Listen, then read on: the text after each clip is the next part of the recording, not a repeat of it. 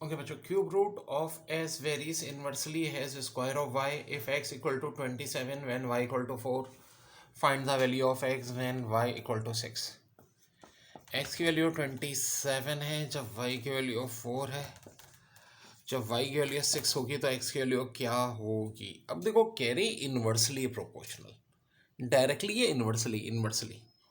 तो इसका मतलब यह है कि लाजमी बात है कि एक्स की वैल्यू बजाय बढ़ने की कम होगी. अब कितनी कम होगी, तो देखो इसके लिए बड़ी सिंपल सी बात है. इन दोनों को आपस में मल्टीप्लाई कर दो, पुरानी वाली वैल्यूज को. y की वैल्यू 6. अब x की नई वैल्यू नहीं पता, लेकिन x की इस नई वैल्यू को मल्टीप्लाई किससे करेंगे, इससे. 6 से जो हो गई. जब भी इन्वर्स रिलेशन हो इस तरह करो. 27 ऐसे ही है, 4 ऐसे है, 6 उधर जाके डिवाइड. 2 के टेबल से काटा, यहाँ 2 यहाँ 3, फिर काटा, फिर 9 3 18. फाइनल आंसर कितना आ जाएगा, 18 आ जाएगा. देखिए, the table shows the number of 5 incident per day in a city over a period of 50 days. Number of incident 0 1 2 3 4 5 6 है. नंबर ऑफ डेज हैं 12 13 9 6 4 3 3. तो कह रहे हैं percentage of days when there were more than 3 incident occurs.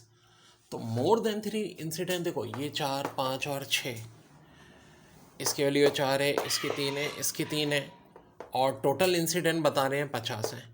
तो 10 को divide करेंगे, 50 से मल्टीप्लाई कर देंगे 100 से. 10 मल्टीप्लाई बाय 2 कितना हो जाएगा, 20%. यही हमारा आंसर है. बड़ा अच्छा सवाल है. Bag of rice is sufficient for family of 6 for 9 days. A group of 3 people join them for an indefinite period. For how many days bag of rice will feed all of them provided they all have same eating habits. तो शुरू में कितने लोग थे, 6 लोग. खाना कितने दिन के लिए अवेलेबल था, 9 days के लिए. आईबीए के पास से पर हम सॉल्व कर रहे हैं बच्चों. अब क्या हुआ, 3 लोगों का इजाफा हो गया, 6 और 3 9 लोग हो गए. तो कितने डेज में काम खत्म होगा. वेल, फार्मूला होता है m1d1 इक्वल टू m2d2.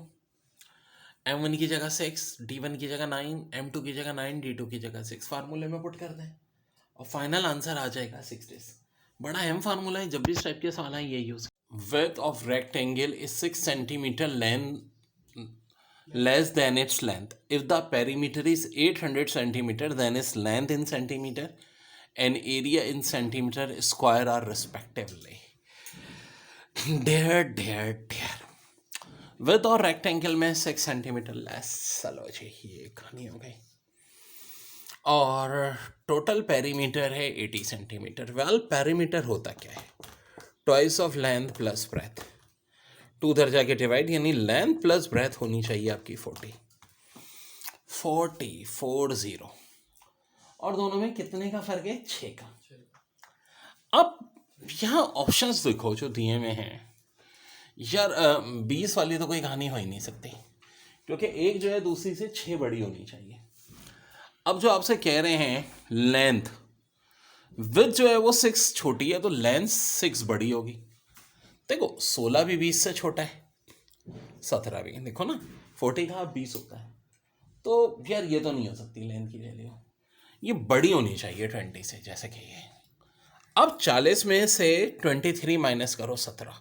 अरे वाह, 6 का तो फर्क होना चाहिए था, 6 का ही फर्क है. अब 23 को मल्टीप्लाई कर दो 17 से. जब 23 को 17 से मल्टीप्लाई करेंगे तो क्या आएगा, 391 ही आएगा. तो यही हमारा आंसर. आईबीए के पास पेपर का आया हुआ सवाल. Area of circle of diameter d is 100 square centimeter. The area of another circle of radius d is. So dear. Diameter अगर d है तो एरिया 100 है. अगर रेडियस d होगा तो फिर क्या होगा. डेयर, एरिया होता क्या है, पाई आर स्क्वायर होता है. ठीक है. अब अगर डायमीटर d है, ठीक है, डायमीटर d है, जबकि यहाँ रेडियस अगर d है तो डायमीटर क्या हो जाएगा, 2d हो जाएगा. 2d हो जाएगा ना.